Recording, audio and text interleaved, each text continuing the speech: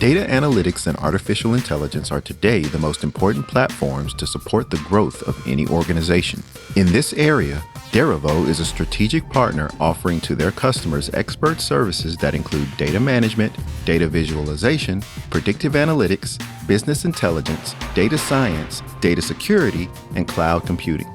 We have helped customers like HSBC, Sanofi, and Bimbo to generate significant savings in their business, identifying new growth opportunities and reducing risk through data analytical platforms that improve their decision-making, transforming companies to be more informed with data-driven decisions. Derivo is a partner of the best data analytics technologies: Power BI, ClickSense, Tableau, Snowflake, Databricks, Synapse, Azure Machine Learning, etc. Staff your data analytics backlog in a nearshore schema with a certified team of consultants. Derivo, release the power of data. Hello, I'm Dr. Beverly Wright, and welcome to Tag Data Talk. With us today, we have Lyndsey Padden, Vice President of Data Science from 8451. And we're talking about evolution of data scientists, the transitioning role of the data scientist. Thanks for joining us, Lyndsey. Thank you so much for having me, Beverly. I am humbled and excited to be here and get to talk about a lot of my favorite things: data science, skills, roles, and how that all comes together for talent strategy. Fantastic. Well, let's start off with some basics. Tell us, why are you so cool?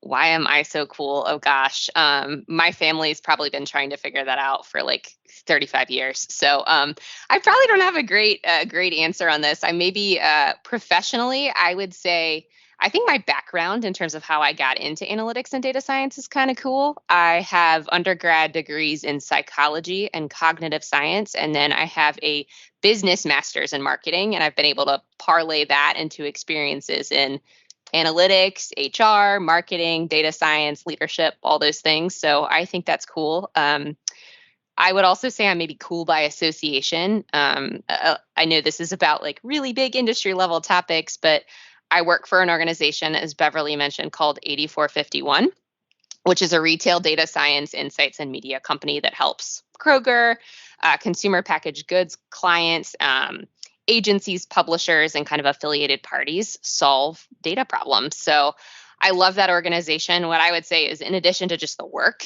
being something that I think is really cool, it's an organization that shares values that I have around just being whole person outside of work. I'm really into being a female in STEM. I work a part-time role. It's great. So that's why I'm cool. Oh, nice. Yeah, very good. And I know other colleagues at 8451, and they're equally as excited to be there. And the kind of work that you guys are doing sounds very interesting. Cool. So one of the first things that we're talking about, the evolution of data scientists, it's a really interesting topic. I was explaining to someone earlier today that many people fall into data science. You know, I started 30 years ago before it was really well known. It was called decision scientist. And now to see how it sort of moved and transitioned. So let's talk about, well, when we talk about a data scientist, help us with the data scientists of the past, and then zoom us to the data scientists of today. And then maybe we can talk about that evolution and the gap in between the two. But help us with the legacy data science people. Absolutely. And just to kind of prime some of this too, with when I talk about a lot of things that I'm going to share today, I'm talking in the context of industry. Because Beverly, as you've mentioned, I mean, it's probably debated, but data science as just a field of study is probably debated in terms of when it exactly originated. I've seen things that date it back to as early as the 60s, the 80s, the 90s. But in terms of just its really big surge in industry, I'd say that that's happened a lot in the last like 10 to 15 years. So by the past, I'm probably going to focus on like, what did things look like 10 and 15 years ago? And then now I'll talk a little bit about where I've seen things going, just in some research that I've done with my team in the last couple of years. So I don't know if you remember, I'm sure you've read it and probably referenced it like I do, but about a decade ago, HBR released an article that said something like data science is the sexiest career of the 21st century. And I was like, great, this is awesome. This is what I'm in, and people think it's cool. So I can tell my kids. I can tell my family. That's right. That's right.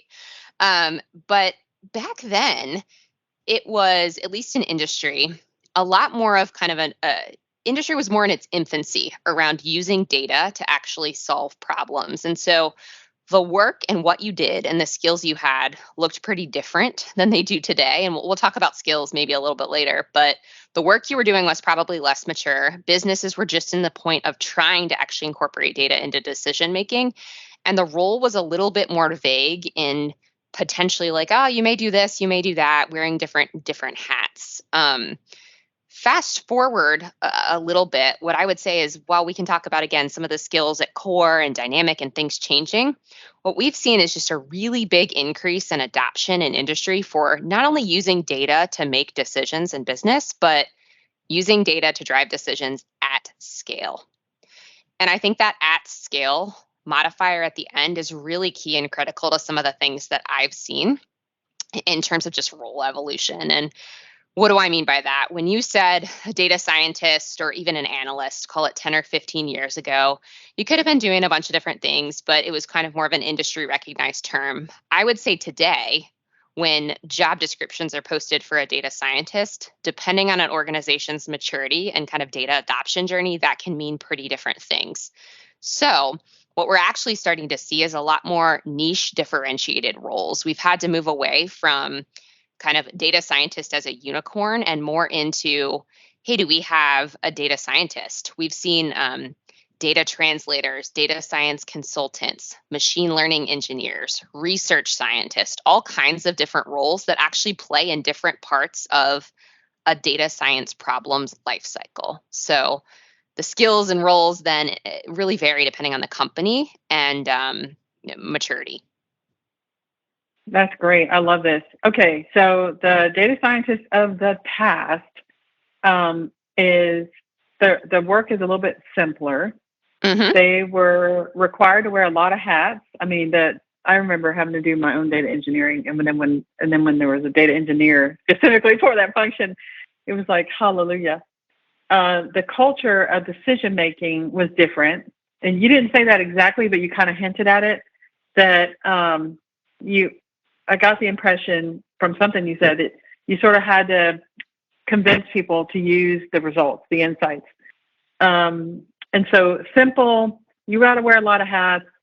In a sense, you're sort of required, if you really wanted to full scale, you're required to be a little bit of a unicorn. You had to be able to influence. You had to be able to do the work. You had to be able to do the engineering, all of it. One-stop shop. Is that a good depiction of your 2010 guy? No, I think that's great. And I think maybe something I left out too, a little bit about the point that you were just making around having to kind of sell and influence.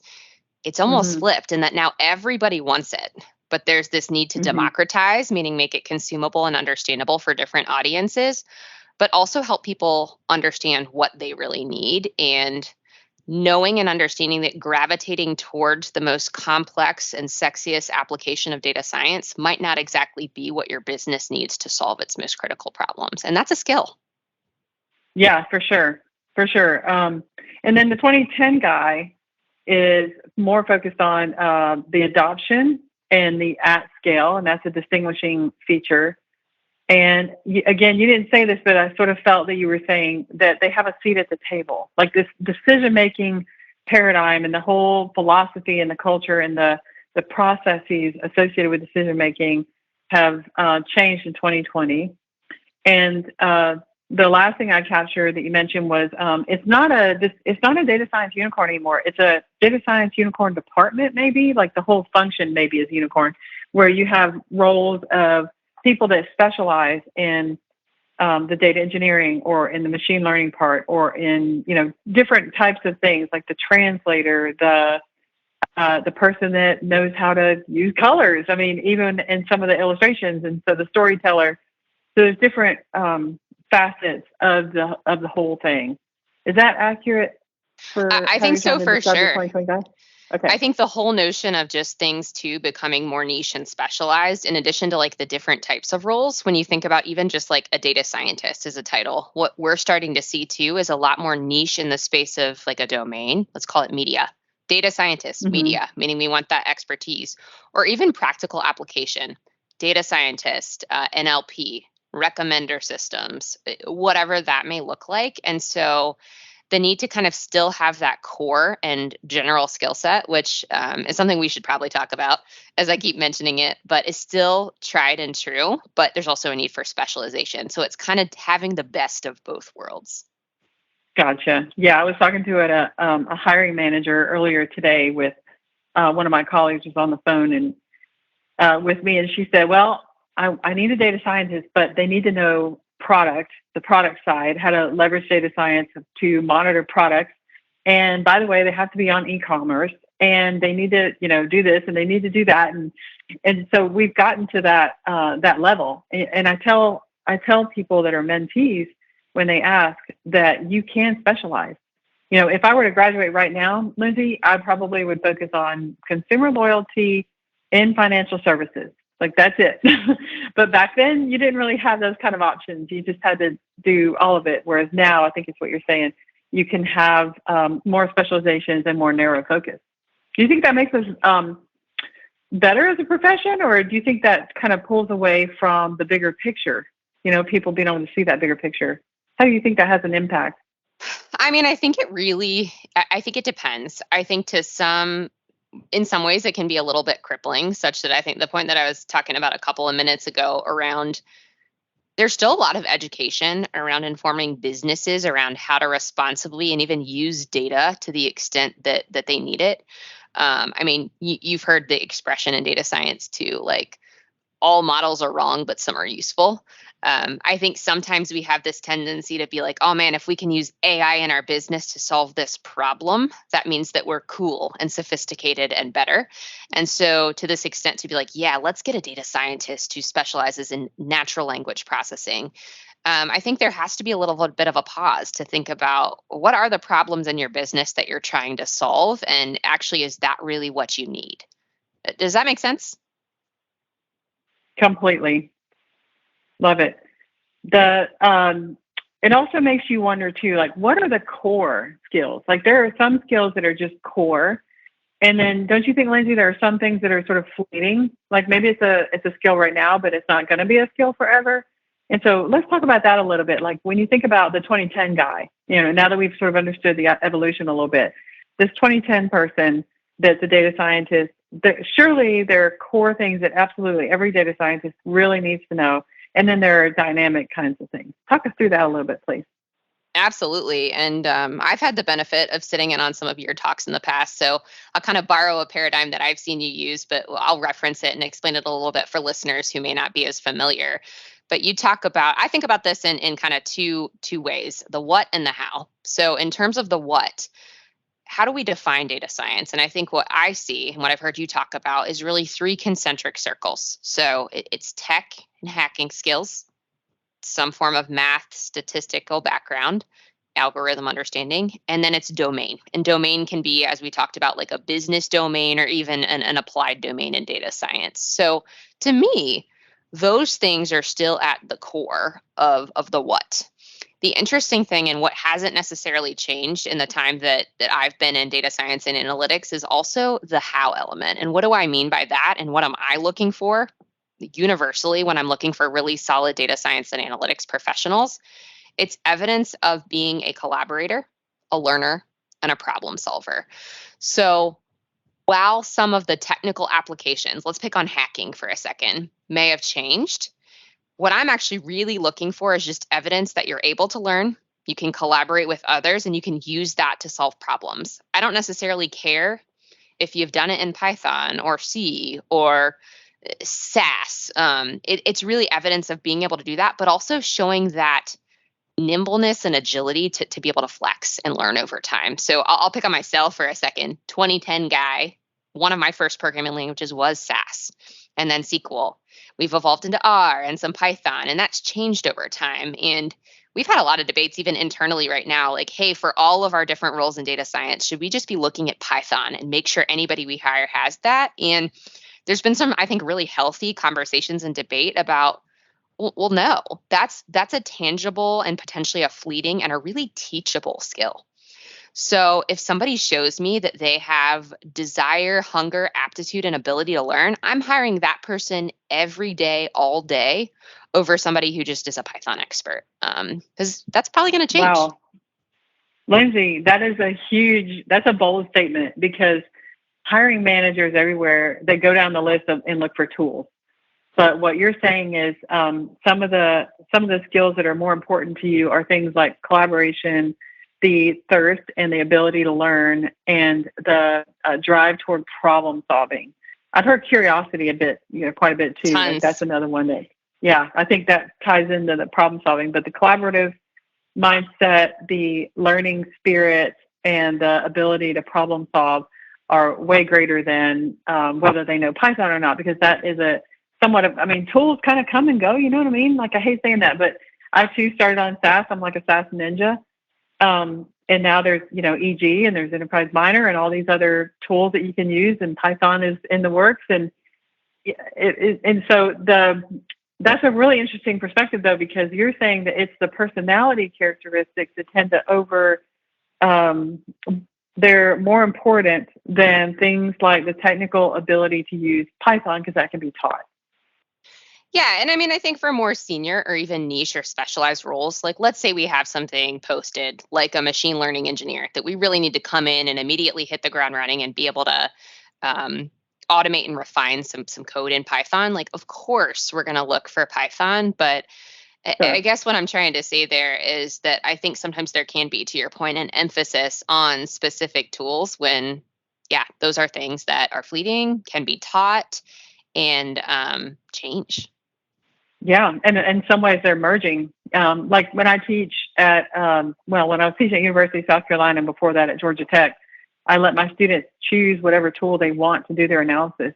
And so I've gotten pretty good at, like, I can read just about all of them. I can't necessarily write in all of them, but I can read in pretty much any programming language that does analytics. So they're becoming similar in a way that if you've got the right person and you've got the person with the desire to want to solve problems, then it sounds like you're saying, well, we can teach them things like tools. Cool. So in the future, now we're looking at 2030, dude. What do you think the skills of the future for data scientists are going to be? Which this is a bit of a loaded question, because you've got auto ML coming into the play. You've got all kinds of things. So how do you see the role of the data scientist transforming in the next decade? Yeah, and I bet we could do some probably data science predictive analytics to even think about that. And full disclosure, I have not done that. So these are just my opinions here on kind of where I see things going. But really, I think it's around a couple of big things. So I think those core skills in terms of what and how will hold true in terms of like 2010, 2020, 2030 person and how they can potentially be successful.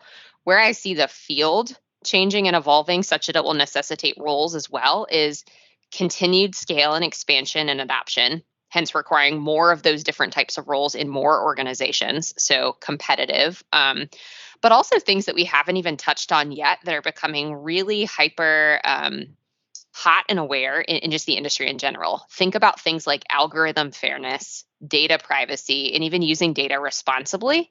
So I think there's going to be elements of things like ethics that come into play. And yeah, I see those as really key. That makes a lot of sense. I've often said, and I think it's in one of my most recent posts too, that I've often said that our technological progress seems to be outpacing our ethical code. That are we really thinking about, are we just building dragons that are flying around and burning towns? Or are we thinking about the type of dragons that are going to actually solve the problem? Like, are we building models that make sense and that are ethical in the long run? Or are we just sort of building and then seeing what kind of consequence comes out of it? So having someone that is more focused on the ethical component of what they're doing as the future, that's a very interesting perspective. Do you think we'll see less people that are in the black box that are building the models, and then we'll rely on our tools a little bit more? Or what do you think about that? So we may have less hands-on building and tools that enable, but what I think doesn't necessarily change. So when you think about something like a data robot, and as an example, which is enabling some of what exactly you're talking about, the thing that does stay the same though still is that foundational understanding. You really can't Mm-hmm. be a really skilled even user of data robot if you don't understand the why and even the methods behind some of the models that are available to you in there. So I guess what I'm trying to say is even if you aren't hands-on building it manually, you still need to get it. So like just because Excel can do some math for you doesn't mean you don't have to know which numbers to add and which formulas to use. Right, right. Gotcha. Okay. So they still have to have that fundamental mindset, but just they, as far as like what's applied, they may be more, companies may have more reliance for candidates that know how to solve problems, know how to communicate the story, know how to navigate insights, know how to create solutions at scale that are actually solving the problem.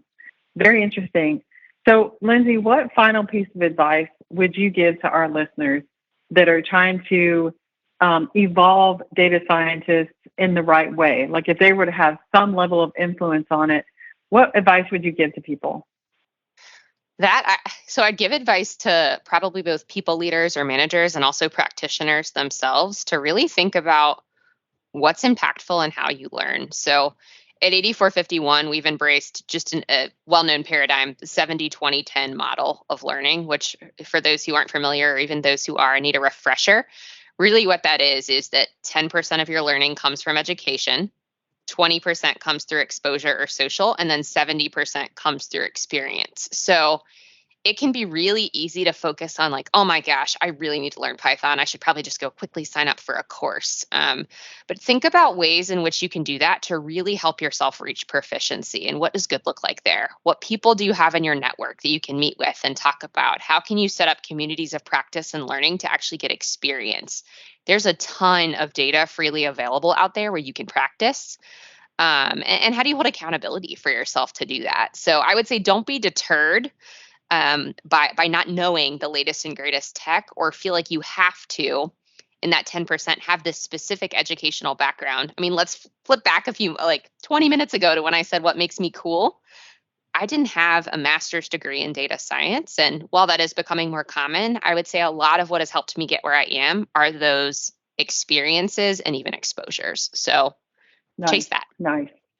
Yeah, that's great. I love that. And it's very timely that you talk about that because TAG has just adopted Master Modeler Competition 2023, which is an opportunity for teams like your team to compete and get hands-on experience working on a problem to solve it for a nonprofit that helps benefit the community. So those kinds of opportunities, it sounds like you're saying, are those kind of experiences can help catapult you. That 70-20-10 is really something because when people finish an undergrad and then they get a master's and they realize that's 10% of their learning, I think that can be a little disappointing. Absolutely. And I love that. I agree totally. Awesome. Well, thank you so much to Lyndsey Padden from 8451, Vice President of Data Science, for talking to us about the evolution of data scientists. Well, thanks, Beverly and team. It was an honor and a delight to be here. Thank you.